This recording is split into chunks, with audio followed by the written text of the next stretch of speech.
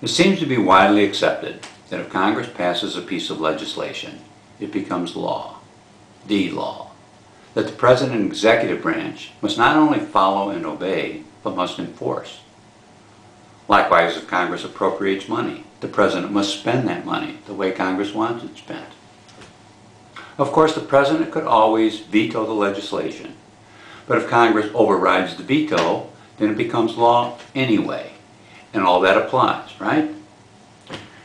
Well, suppose Congress appropriates the $110 billion that George Bush has asked for to continue the war in Iraq for 2008.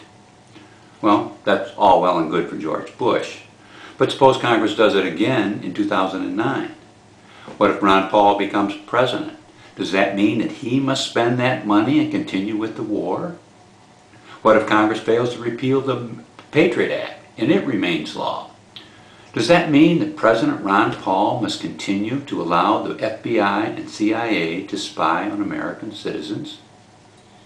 If Congress fails to repeal the Military Commissions Act, must Ron Paul as president continue with the suspension of the writ of habeas corpus and keep people in jail without due process of law?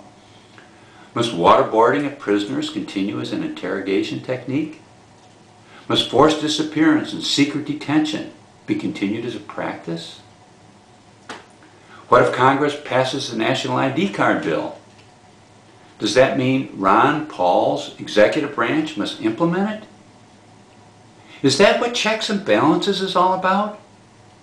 Is that how the separation of the powers of the executive branch from the legislative branch that the founders of this country were so careful to put in the Constitution to protect our liberties is supposed to work? I don't think so.